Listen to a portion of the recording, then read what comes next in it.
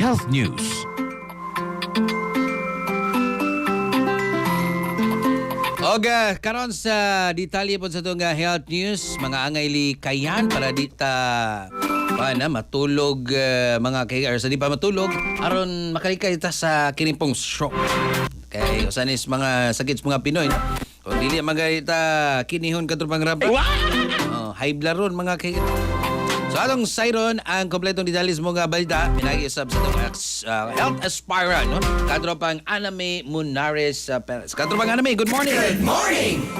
Gipahinumduman sa mga eksperto sa panglawas ang publiko nga ang night lifestyle mahimong makaapekto sa presyon sa dugo ug kahimsog sa kasing-kasing adunay kalabutan sa risgo sa stroke. Lakip sa angay likayan sa dili pa matulog mao ang pagkaon og daghang para tambok ug bugat nga pagkaon tungod kay mahimong musaka ang presyon sa dugo ug makaapekto sa blood circulation. Girekomenda usab nga likayan ang pag-inom og ilim nga makahubog, pagpanigarilyo ug sobra nga caffeine sa gabii kay mahimo kini makapataas sa blood pressure ug makasamok sa normal nga pahulay sa lawas. Dili usab maayo ang kulang sa tulog ug sige og cellphone hangtod gabi tungod kay ang dili igong pahulay mahimong makadugang sa risgo sa hypertension ug uban pang sakit nga may kalabutan sa stroke. Gipahinumduman usab ang mga adunay high blood pressure nga magbantay kanunay sa ilang presyon ug sundon ang tambag sa doktor aron malikayan ang komplikasyon. Matod sa mga health experts, ang husto nga pagkaon, regular nga ehersisyo, igo nga tulog ug pagkontrol sa blood pressure mao ipipila ka labing epektibong paagi aron mapakunhod ang risgo sa stroke. Mga katropa, adlaw-adlaw ang pag-inom sa Santon Vitamin C nga produkto sa Yes to Health. Ang numero 1 bitamina nga makapalig-on sa immune system. Alang sa nagkahigos ang Pilipino para sa Pilipinas, ako inyong katropa, Aname Perez, XFM News.